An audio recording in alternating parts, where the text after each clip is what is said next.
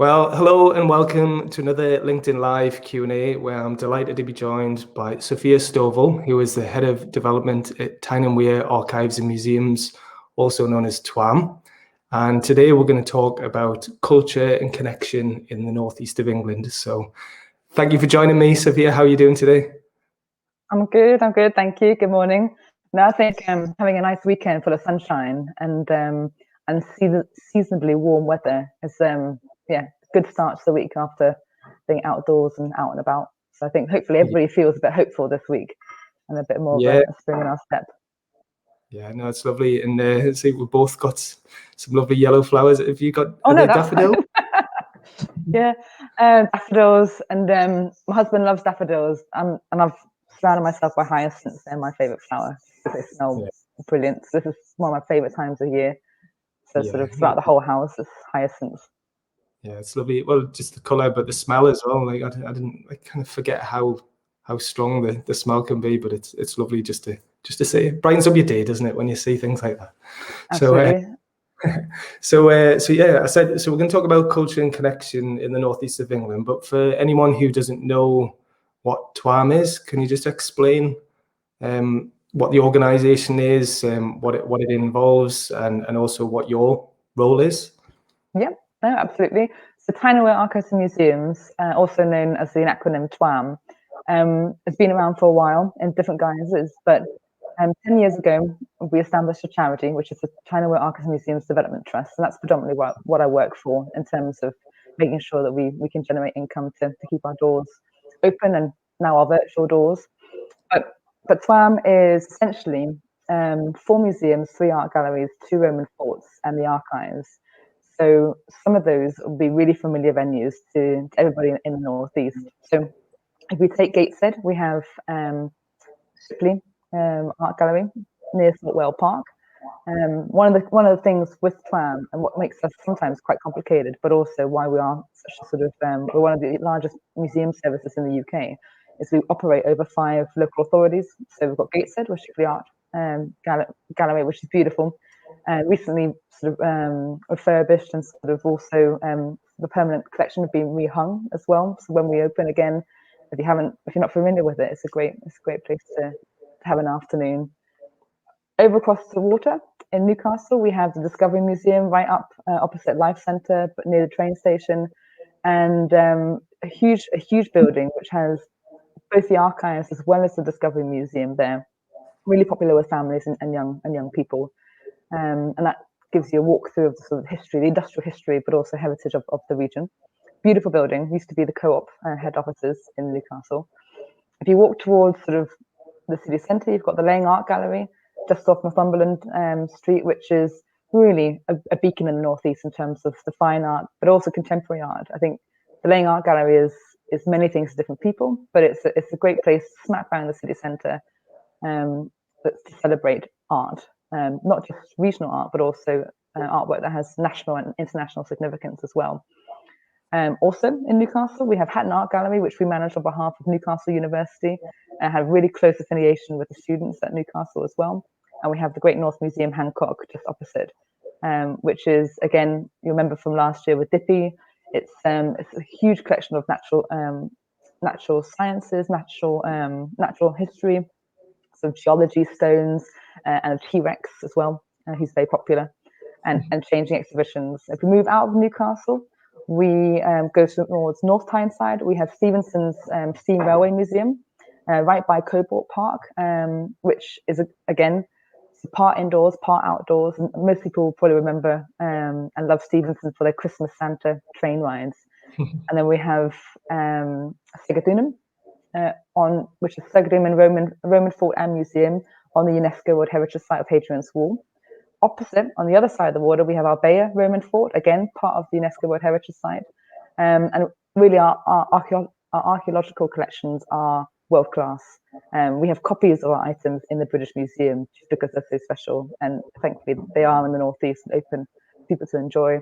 And lastly, but not leastly, we have South Shields Museum and Art Gallery, again, right on the high street, right next to the metro station. So really, fundamentally, what TWAM is a local museum service that has both regional and national collections of importance that really we want to have open and accessible to everybody in the region and those who come to the region as well. So in a nutshell, but I can never talk about it in a brief way.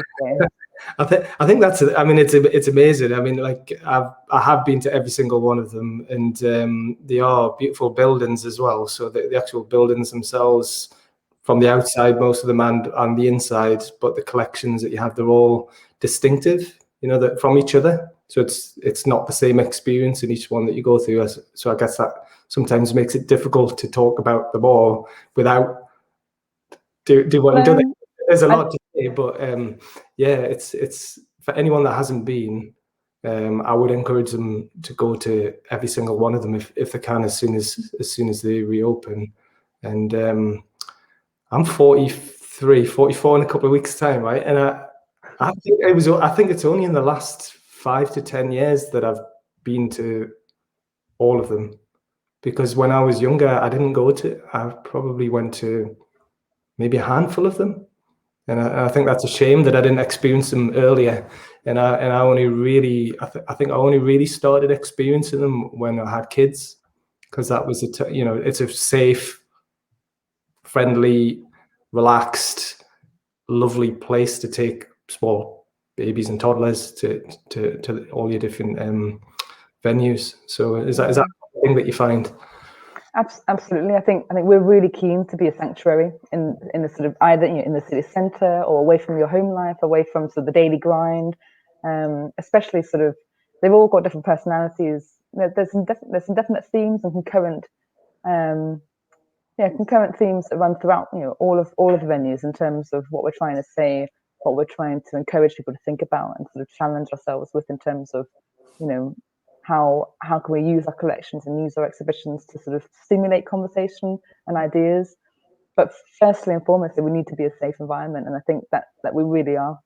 That's something that comes back time and time again through social media, through sort of surveys or sort of questionnaires, but also just the actual footfall and how many families and young people bring very small children or communities who might not have the confidence to go to a sort of big museum or gallery. They will have a confidence to come to us because that's what we offer.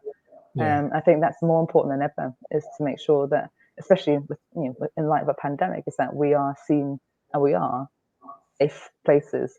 Over the last couple of months, we've worked quite closely with a number of arts organisations and our partners across the region, but also across the country. And the Association of Leading Visitor Attractions, ALVA, are really proud that nowhere has anyone contracted COVID in a museum or gallery space.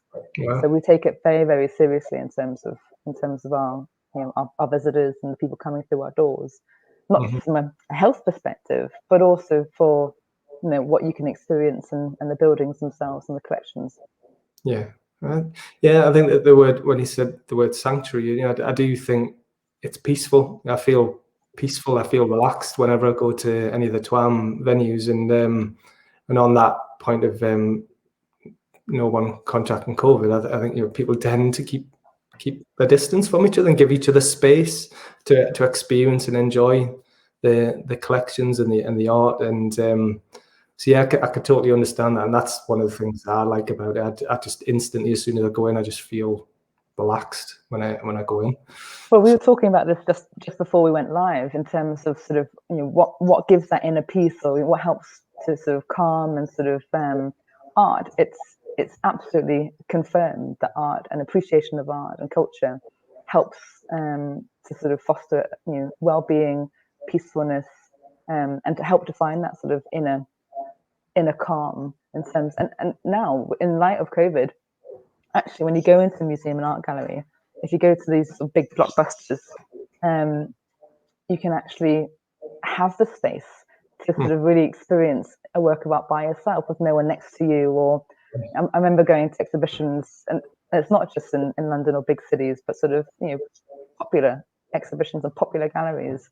And sometimes you do feel a bit like you need to be sort of mosey, pushed along because someone's there next to you.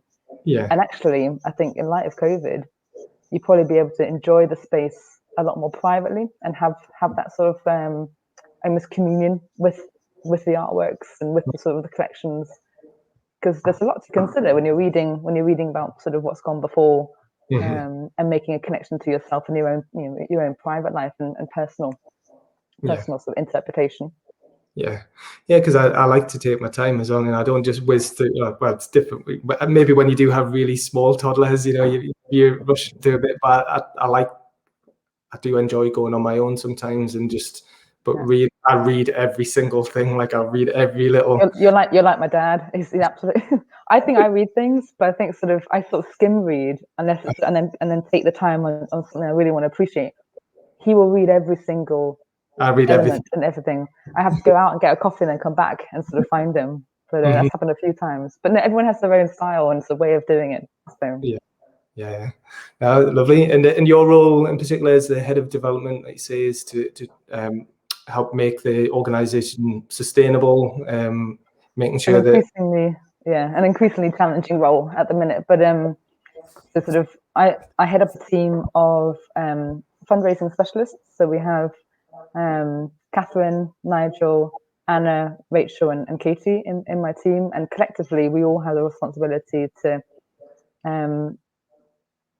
work towards TWAM being financially sustainable going forward, but really through voluntary support, through philanthropic giving, whether you're an individual or a business, but also finding those opportunities where we can really make a connection either between business or a trust and foundation where their aims and objectives really match ours, and we can actually build a strong partnership out of that. So I joined TWAM in August 2018, so it's nearly coming up to 3 years this summer, and it's been an interesting time in terms of the last 12 months, and it will continue to be challenging but also exciting in terms of what we can change, what we can learn from, what we can develop, and hopefully sort of we'll come out sort of stronger on the other side in terms of knowing our audiences better. But I know many people are just missing that physical sort of on-site experience that we long to give back. Yeah. So on that then, so it's a good time to talk about the funding and the fundraising campaigns that you got on at the moment. So where does the money come from? Is it mostly donations, people coming into the galleries, or do you rely on? Do you get any government funding or local authority support? Or well, I think working with 5 local authorities, we're really lucky to have that support. But that doesn't sort of really total the entirety of what we need to run and operate. Most of our costs, pretty much sort of just under 70% of our costs are the staff in terms of what we actually do. So we're actually a very efficient organisation in terms of what we can deliver for the funding that we have. But we're very, very grateful for the last year that our sort of stakeholders of Newcastle, Gateshead, North and South Tyneside and Sunderland, because we manage the archives on their behalf.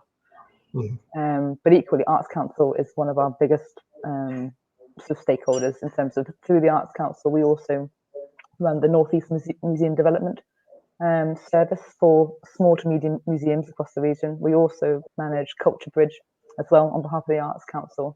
And TWAM itself is a partnership in its creation. So we're sort of very keen to work through the wider partnerships that museum development and Culture Bridge need us to.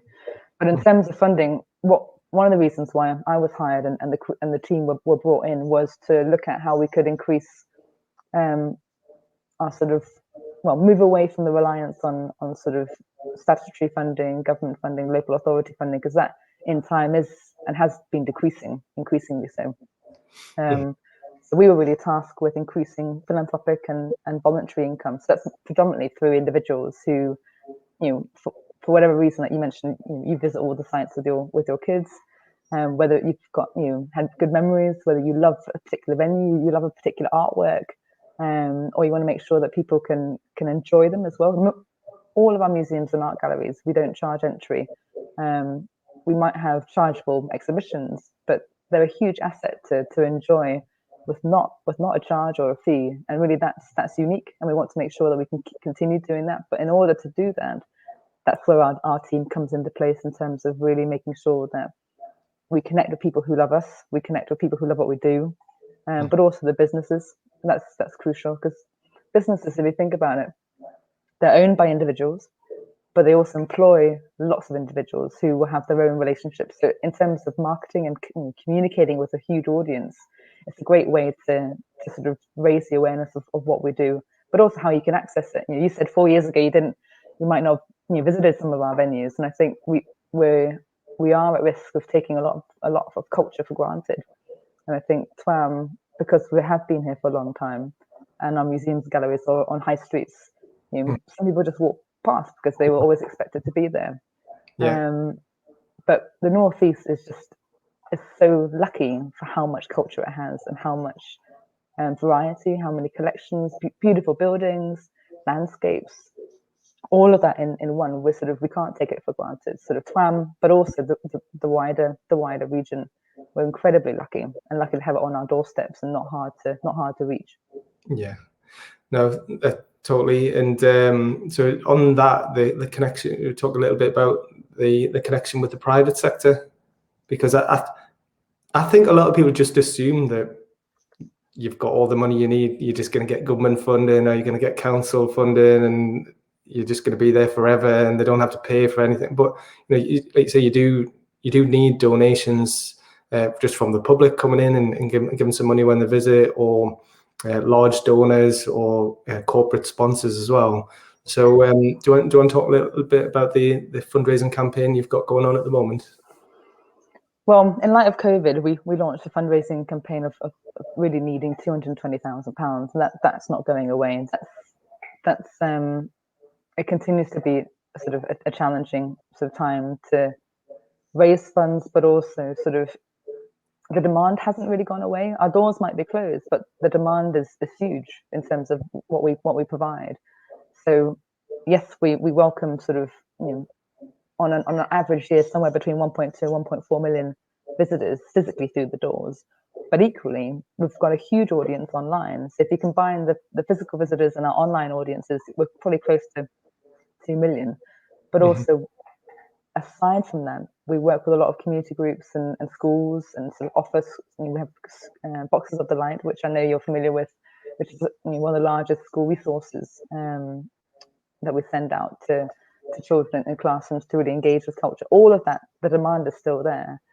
So in order for us to sort of continue delivering what we need to do, make the changes, sort of put in the infrastructure around health and safety, the COVID regulations, make sure that we can look after our workforce as well. We've gone from being quite centrally based in buildings to having to work from home, very similar to a lot of businesses across the region, across the country, the world, doing that quite quickly.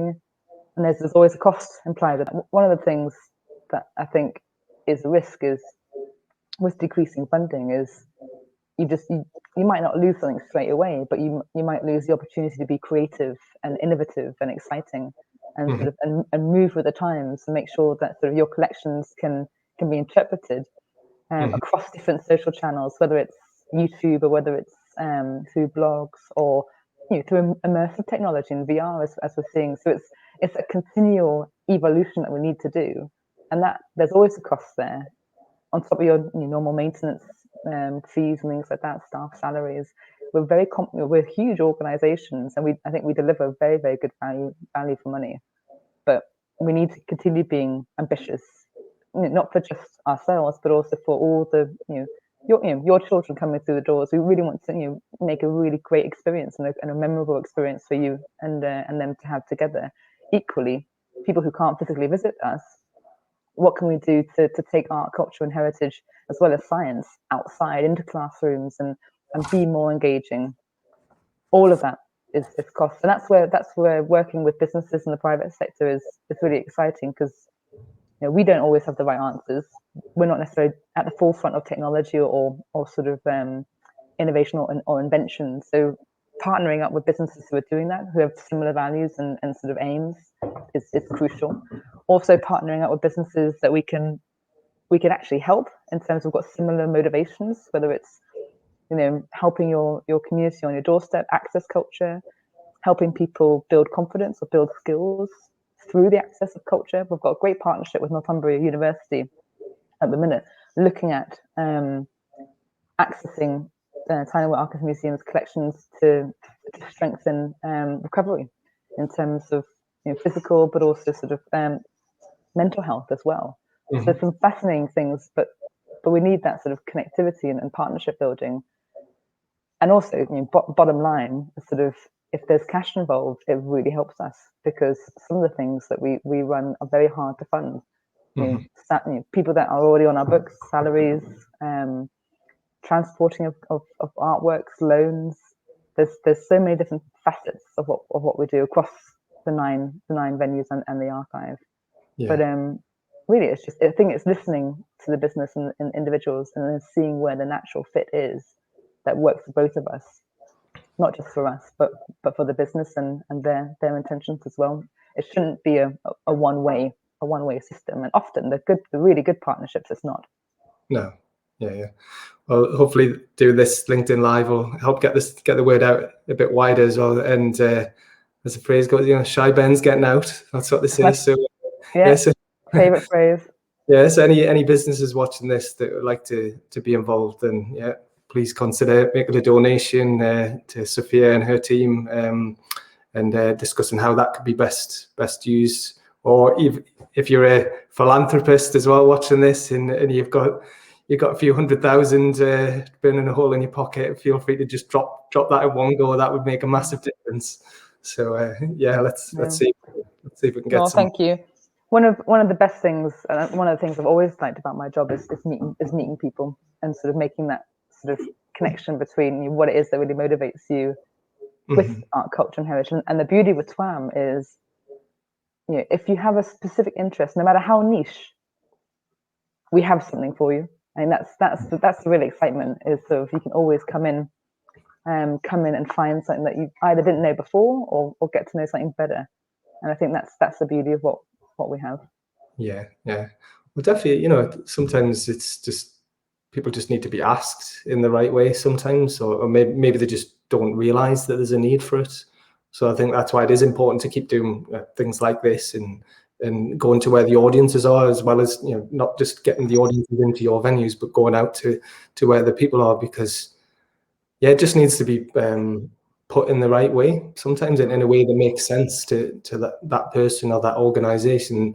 And fundraising, I guess it's the same, very similar to sponsorship of Newcastle Startup Week events, or marketing or advertising. If everybody benefits, if you can come up with a genuine partnership where it's a win-win situation and you all get something out of it, and that's the ideal. But it does take time and effort and creativity to come up with that, which I know you are very, very entrepreneurial and very creative. So you've always got brilliant ideas, and I always feel very inspired after our chats. Thank you. So I mean, the other thing as well, on the connection with the private sector, and Tom, I just scribbled down before, your culture as well, in art and culture, very useful for talent attraction. I think, like inward investment and talent attraction. If you've got a company, I've met quite a lot of companies over the years who they're looking to open a new office somewhere in the UK, and they've maybe got a short list of different towns or cities, and then they come to Newcastle. It's maybe they've narrowed it down to maybe Newcastle or Gateshead or Sunderland, somewhere in the northeast, and it's down to one or two places, but they pick the northeast, and it's that intangible feeling they get. It's when they come to the place, when they look around and they see the quality of life and the standard of living and all the exciting, unique venues and places to go to.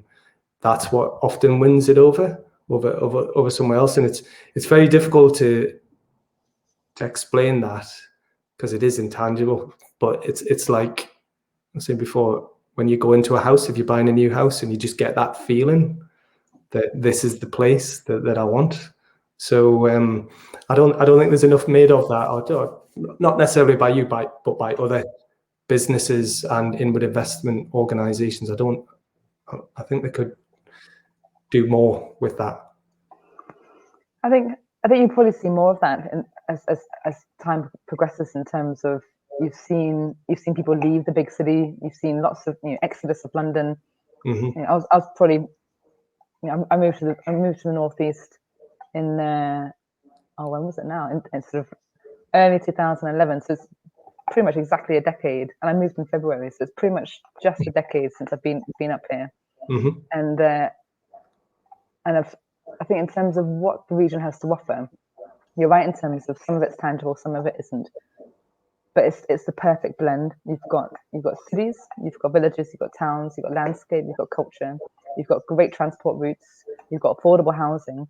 And in terms of, we've seen time and time again, I think especially over the last year, Sunday Times, the Times, sort of newspapers have said sort of, you know, what are the best commutable towns and cities in the UK, and Northumberland and the Northeast crop up every so often. Almouth, for example, then Tynemouth, Almouth for the sort of commuter belt, Tynemouth for the best city to live, you know, best place to live in the Northeast, Mm-hmm. and it's you always do feel there's a bit of sort of southern southern centricity in terms of what gets sort of shared out, but I think people are beginning to realise, and also you know the northeasterners do have a homing pigeon device. I think in them all, so I think you have seen a lot of people come back to the region at different ages, either to have a family or actually you know, they're near burnout and they want to come back where the pace of life is still exciting and so there's enough going on. But you also can close the door to your office or sort of close the door to your house, and within 5 minutes you can either be by the coast or in a park or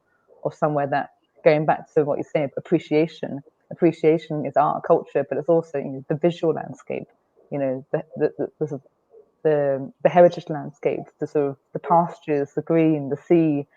I think we're incredibly lucky, and I think in terms of the Northeast, I've got no intentions of moving out of the Northeast anytime soon. I think it's got so much on offer, and interestingly, you can start to see the increase of house property prices as well. In the I'm biased. I'm in Bishop Auckland. We've seen an 11% increase in the sort of property prices, and that just shows the desirability of certain areas. And I think in terms of, I think people are becoming a bit more savvy, but it's how do you harness that, and how do you really harness the impact that culture can bring as part of that.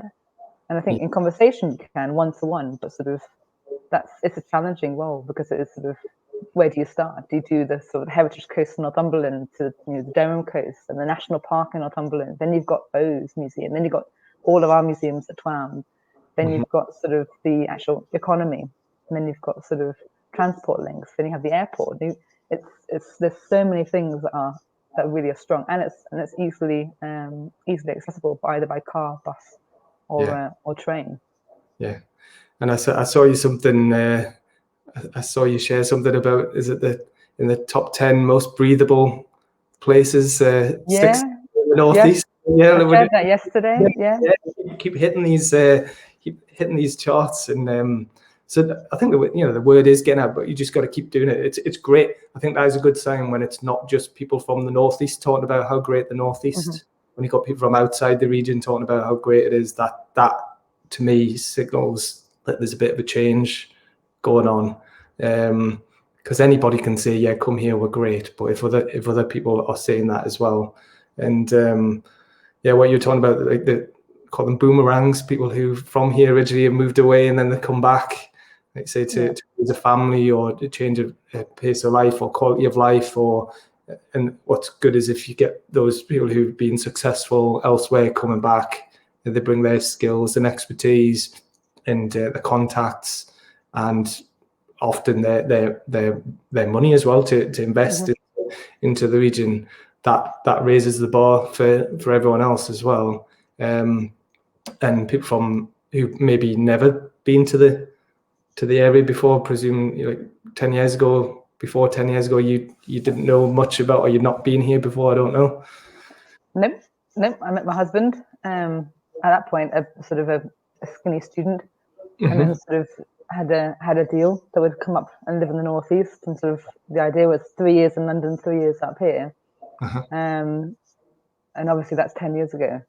So, but I think every time someone comes up to the region, every time I host somebody or family comes to visit, or a business contact, or we had Hartwig Fisher, the director of the British Museum, come up, and showed him around and introduced him to colleagues around the region. Everybody is absolutely dumbfounded how beautiful it is, how much is on offer, how vibrant it is. And I think there's a lot more we can do as a collective, but it's sort of just keeping that present. I think sort of sometimes I joke with my friends, it's Peterborough is sort of like, it's almost like the door of Narnia. You forget what you saw once you go past Peterborough, and then back into, and then come back up again. It's like, oh, that's amazing. But no, I think sort of there's a lot to be thankful for that you've got up here, but also dark skies, healthier atmosphere in terms of very, very little pollution. I think there's good things to be celebrated. If you can package that up, then what wouldn't keep you away? And the Northeasterners sometimes are great marketers in themselves, because they go out and talk about the Northeast and bring people back. Yeah. And especially if you bring back your partner, you might bring more people in terms of, you might not have thought about the Northeast. And I have seen a lot of recent news interviews of people planning their next staycation when we can again. And Northumberland and the Northeast is being mentioned. Probably, maybe I'm listening out to it specifically, but it feels like I'm hearing it. Yeah. So I was going to say, we just got to keep telling people about it and spreading the word, which I know you're really, really great at doing. So what is, I've got a big question for you. What is culture to you? And I knew you were going to ask me that. And I sort of, it's a huge question. And then a very simple one, depending on who you speak to. I'm currently the pen pal of a friend's little girl. And I know she asked that question of her dad. And he said, I'm not going to answer that. You're going to have to ask Sophia. So I've sort of been preparing myself. But for somebody who's got three cultures, I'm Danish, English, American. I speak Danish and I speak English. I've married into a very Northeastern family, very Northeastern. I have family who live in very different places all over the world. Culture can mean very different things, but effectively, I think it's appreciation of shared values, ambitions, traditions. It's having an understanding of what came before and how sort of the unique combination of those values can shape where you want to go collectively or individually. You can have your own personal culture. You can have your sort of your community culture. You can have your sort of. It's such an intangible and shareable thing, but it brings a lot of people together. So sort of shared culture is also something that we really talk about a lot in the Northeast in terms of your shared culture, your shared heritage, your shared insights, the things that you value collectively as well in terms of the assets that we have as a region, whether it's climate, culture, collections, art, but also like storytelling as well. Sort of how do you pass culture on? How do you have an understanding for culture? And I think fundamentally, culture, you learn about it through osmosis, but fundamentally through stories. I think that's the key thing. What you share, why you share it, how you share it.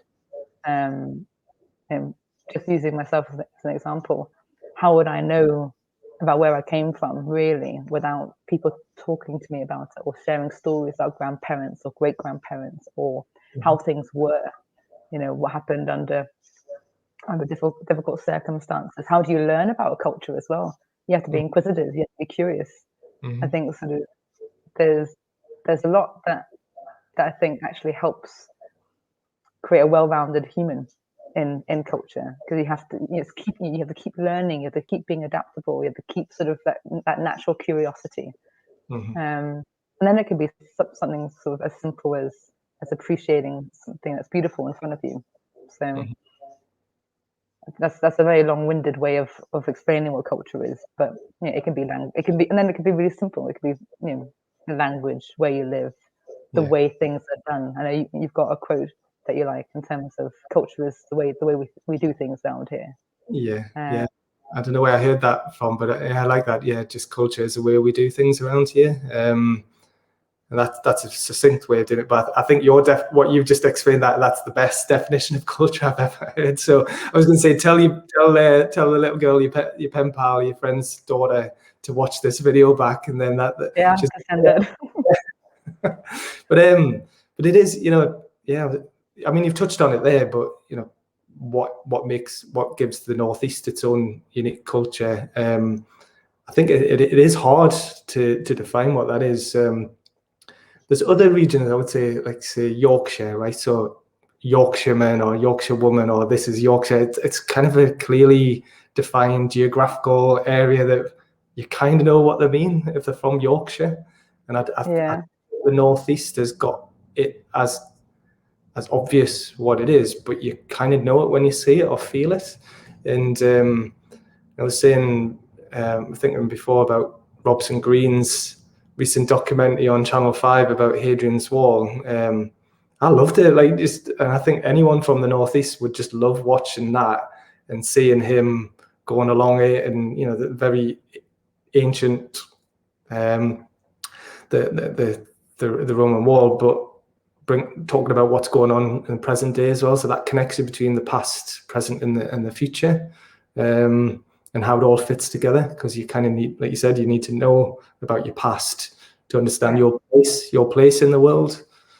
Yeah, the Northeast is really special. I think I first got to know the Northeast when I was a student, in terms of like when I was studying Anglo-Saxon history of art in York. Yeah. And Yorkshire is very distinct, but also sort of the rest of the country knows Yorkshire very well. Effectively like a grumpy farmer. It's like people love to stereotype and love to put people in boxes. And I think you can't with the Northeast. I think Yorkshire's very well known. Liverpool accent is very well known, but probably people don't know this is a wider Merseyside. And the Northeast, I think, is pretty similar. If you were to ask anybody who might be down in Guildford or also Southampton and Portsmouth, what's north? Lots of people sort of say Manchester, which effectively that's not the Northeast. South of the north, isn't it? It's Midlands really. But in terms of if you look at the Northeast, you can't just say one thing for the whole region. You can't just say the Northeast is X. It is much more varied. You've got Durham, for example, is the 5th largest county in the UK. Northumberland is the least populated county in the UK. You've got huge expanses of land and sort of national parks. Then you've got densely populated areas. You've got urban. You've got villages. But equally, I think, and I've said this to you, I think before, sort of when we've had conversations, the similarities between Denmark and the Northeast are quite clear. Mm-hmm. In Denmark, there's a thing called Jantes law, which is not raising your head above the parapet. You are part of a community. You don't want to sort of shout too loudly about sort of your successes, or it's very modest, and so you move forward collectively. And I think the Northeast is very proud of itself and the region and the people in there, and it has that same sort of modesty, but also innate pride. And I think that's probably, there was a really good marketing campaign a couple of years ago which went down to sort of Heathrow and King's Cross, and it was the Northeast, passionate people, passionate places, and it was just brilliant because it encapsulated the Northeast. And I think everybody I speak to, if you talk about if they're from the Northeast or live in the Northeast, they love it. Or if they don't love all of it, they love the part that they're in, and what brought them to the region. Yeah. So I think that's very tangible. And unless you come up and see it, the rest of the country won't necessarily have a very clear view of it. It's probably very sort of, again, stereotypical view for what they've seen, which is predominantly not a lot. Yeah. I mean, the hardest bit's getting people here, I think, but once they're here, like you say, they love it, and they can feel it, and they usually don't want to leave, or they want to come back again and again. But the hardest bit's getting them here in the first place. When I worked for Tech North, when we set that organisation up in 2015, we spent a lot of time going around all the different areas. So it was focused on 7 cities of Newcastle, Sunderland, Liverpool, Manchester, Leeds, Sheffield, and Hull. That was the patch. So in each of those locations, we had an event, but also we did a workshop to kind of try and understand what makes the North, what unites the North, what makes each area distinct, what makes the North different to the South, all those things. And it is interesting how they are unique, right? People kind of know what you mean when you say the North or the Northeast, Northwest Yorkshire, but Newcastle is nothing like Manchester or Liverpool or Leeds or Sheffield and Hull, right? And what I found is even there's like a collective psychology or psyche of an area that goes back hundreds of years that still plays out to this day. So what we found, I'll see if I'll share the research with you at some point. Like Sheffield was seen as makers. So you had the steel industry and the big factories. So it was like you had little workshops of people making coils and springs and brackets, all part of the supply chain for the steel industry, right? So there were makers, crafters and makers, but they had to go to Manchester to sell the items. So Manchester was the salespeople, the people who were traders, right? And to this day, that still you've got a strong maker community in Sheffield area. And then Manchester, talk about the Mancunian swagger, cockiness, kind of like very good at a little bit of bravado and sales and marketing, very, very good at that sort of thing. And the Northeast was doers. We were rafters, really good at making things, fixing things, being innovative, coming up with solutions to problems. Solutions to problems, but not very good at selling. We're not very good at selling ourselves. We're good. I think that goes back to that Yankees Low sort of concept. But interestingly enough, as well, the North generally, they've seen recent research over the last couple of years has seen the accents are sort of starting to sort of meld into one and become sort of a North accent. The only two places where they haven't seen that happen is Liverpool and the Northeast. Right, yeah. So very, very distinct. But I completely see that sort of the doer attitude, but also sort of the creativity and the craftsmanship. Yeah. And you can't see a better example of that than in the Lindisfarne Gospels, in terms of the beautiful things that have come out of the region, but also sort of the beautiful monuments. And there's more castles and historical monuments per square, and I believe this is true, per square meter in the Northeast than anywhere else in the UK. Right, equally, York has more pubs per square meter than anywhere else in the UK. But I think we'd probably rival that in time. But in terms of what the Northeast was, in terms of in the beginning, the early history of the country was phenomenal in terms of what it achieved, what it created, the beautiful things that were sort of designed and invented, the buildings, the manuscripts. Yeah. So the Northeast should be very proud of that side of its heritage, and it continues to do that. Yeah. No, yeah, definitely. Loads of world firsts and inventions and pioneering endeavors that started here, and then they've been exported across the country and around the world. That's just our history, time and time again, and it's still going on to this day. So, yeah, but at the same time, definitely, it seems like a lot of the time that it starts here, but then it goes away, or it has to be successful, and then it like retain that talent or that kind of expertise here. Sometimes it gets lost, or people forget about it because it's just that's just what we do here. That's just kind of, do you know what I mean? So yeah, it's important. That's why what you're doing is so important, to remind people what has gone on before and what is still going on to this day. It comes full circle. We have people and sort of in companies from Sweden, for example, or sometimes Norway, who this is now 2 years ago, but they came into the Discovery Museum because they wanted to see the collections that has then led their business to where they are now. The technology that was created on Tyneside, the firsts, like you said. And that's exactly what it should be. Museums should continue to be relevant and sort of accessible for for business as well as budding minds of future generations. Yeah. Well, you talked about the Passionate People, Passionate Places campaign. I mean, that was a great campaign. A lot of people still talk about it, and it's hard. It is hard coming up with something that people can get behind, that makes sense locally, regionally, nationally, internationally as well. And I think you know the This Is Mine campaign. Yeah. I was thinking about that before. I should do something about that, Sophia. Because that that was hard to come up with, right? Because for years I was going to loads of meetings and events and people saying, oh, we're not very good at selling ourselves and talking about how great we are. We need a collective campaign to come up with. But no one was coming up with anything new. And then, but why I think that works, right, is because it belongs to everyone and no one. It's not Newcastle specific. It's Northeast wide. It's not sector specific, industry specific. And it gets across. It's like, this is mine. This belongs to me. I'm proud of this. This is unique to this region. And equally, you don't have to be from the Northeast No? to be made in the Northeast in terms of your career, your lifestyle, your family, your sort of your ambitions. Is sort of effectively come from Denmark, America, and sort of via London.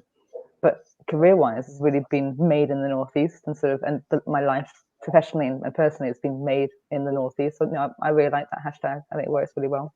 Yeah, thank you.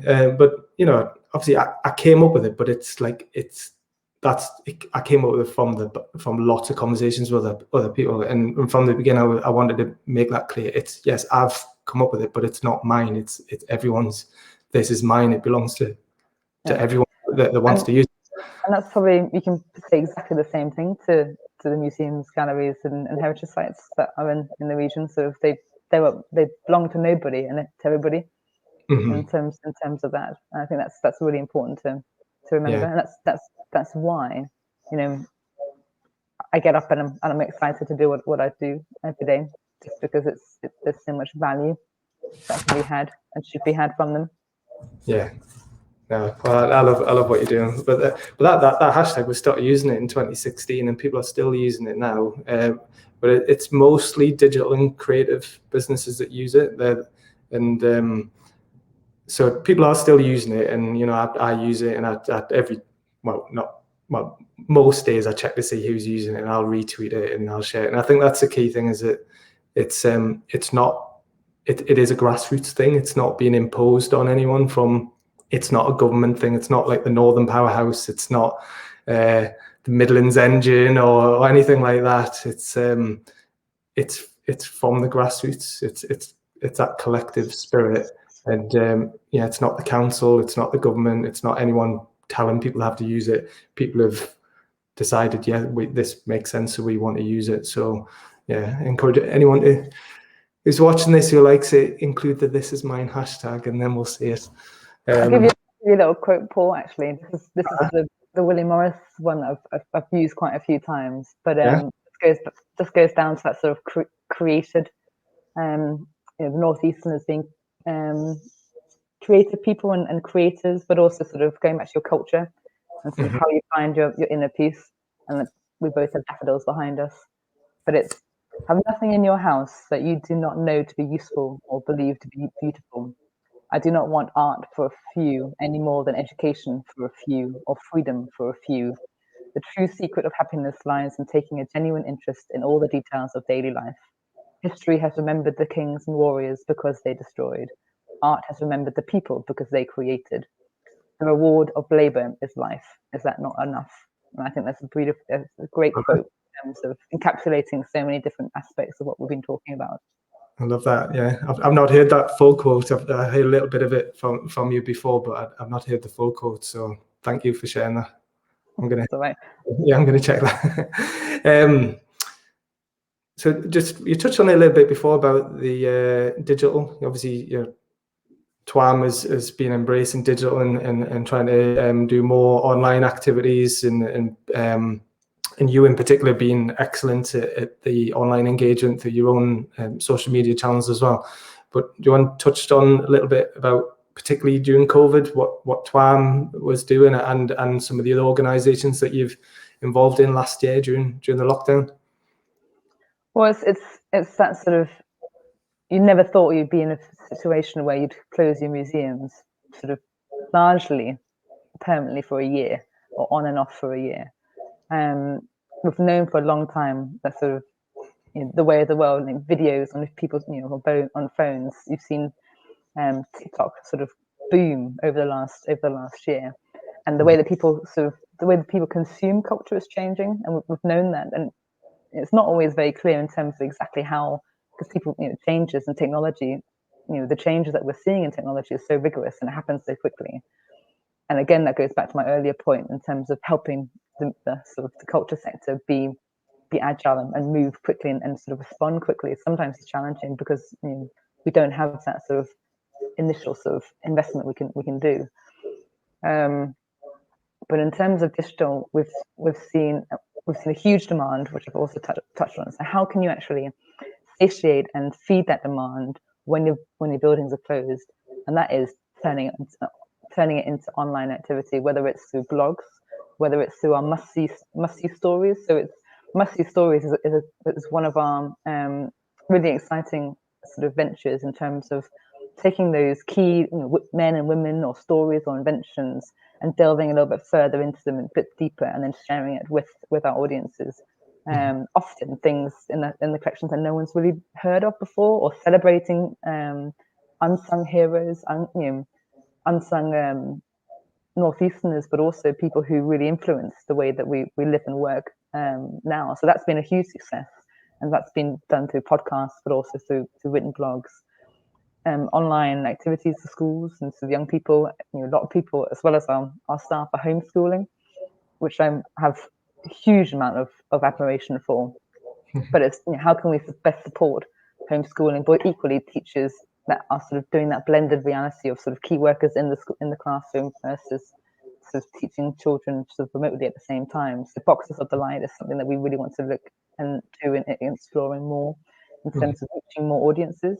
Because people can't, it is hard for people to come into the city centre of Newcastle, especially on school budgets, family budgets. If you live in Darlington, it's quite far away to come to Newcastle just for a quick trip. North Northumberland, we're quite a big region. So in terms of making sure that we can get our collections and stories out, digital is the best way to do it, or electronically. So Boxes of Delight is an area that we're really keen to explore and sort of see how we can sort of maneuver that into a world post-COVID. So it's not just a physical box. It might be, but you might also have digital resources to go alongside it. But we've done YouTube videos with different practitioners from the archives to the art galleries, and it's just really trying to make sure that we still remain relevant and accessible. But equally, not everybody has access to digital equipment. So how can you continue to be sort of democratize sort of access to the online? I think that's a challenge. Yeah. But it's just trying to keep touch with people, like similarly to what I've been doing on social media. And my two favorites for work are Twitter and LinkedIn. And I remember right at the beginning of COVID and lockdown, I tried to pull all the different sort of videos, films, resources, things you could do to sort of give an idea of culture doesn't just close because of COVID. But remains more relevant than ever, because that's going back to that William Morris quote. You need that to sort of keep learning, keep being curious, but also like stimulate, whether you're 3 or 43. So no, it's an exciting time. It's probably a quite stressful time. Yeah, it's unknown, but we're not the only people in that boat. No. Well, I think you have been doing a fantastic job personally and as an organisation. So, I mean, that's how I often get to hear about things like Bobs and Greens, Hadrian's Wall. I wouldn't have known about that if you hadn't tweeted about it, and all the other collections that you've had going on. And I'm not just saying it, but like some of my favourite days of last year before COVID and before the lockdown, and brief period when it reopened was coming to your venues. So last year been some of my favourite days out. I think you were in the Lang for your birthday, weren't you? I was, yes, yeah, and no, just absolutely love it. So I can't wait to get back in there. So yeah, so you're getting ready to reopen, obviously, as the lockdown eases up. So that's exciting. So what else have you got? What have you got coming up that people should be getting excited about, apart from just reopening the TWAM venues? Well, we're cautiously excited. We'll see what ultimately happens, but we're really looking forward to opening our venues again. And I was in the Lang on Friday doing some filming, which will be shared across sort of social media in the next couple of weeks, which I think you'll really, really enjoy, talking about what's on the horizon. And it was just so nice to be back in the gallery and see the artworks, but and colleagues. but 2021, I think, is still largely going to be a sort of watch this space, see how it develops in light of COVID. But there's some brilliant exhibitions. We've got Challenging Convention at the Laying Art Gallery, which really is it's the heart of what the team there do and want to do in terms of championing sort of the diversity of the collections, but also really focusing on gender and women and the role of women in art. You know, women haven't always just been the muses or the wives or sort of the models. You know, there's some pioneering women, female artists. So really, this is an exhibition to sort of challenge that and celebrate some of those women behind either great artists, created great works. There's also going to be a watercolor exhibition at the Laying Art Gallery, again with that sort of female thread in mind. And staying on the art gallery program, 2022 is really exciting because you would have seen, and I mentioned briefly, that we're going to be seeing the return of Linda's Song Gospels to the Laying Art Gallery. It'll be the third time the Gospels have come back to the Laying Art Gallery. 1996 was the first time, then in 2000, and now in 2022, which is really it's right up my street in terms of being an Anglo-Saxon nut and sort of having worked for Durham Cathedral previously, and that period of history is just fascinating. Going back to the culture conversation, it's a perfect merge, first of Anglo-Saxon and Viking sort of heritage coming together in the northeast. And to many, the Lindisfarne Gospels are sort of beautifully crafted and one of the most important things that have come out of the northeast in terms of an item, a book, but also what it represents. So it was just the nerd in me is going to share in terms of the facts and figures. It was created in Lindisfarne, Holy Island, up in Northumberland, somewhere between 715 and 722. It probably took 10 years to create. It's made of 150 carved hides, and it's 516 pages long.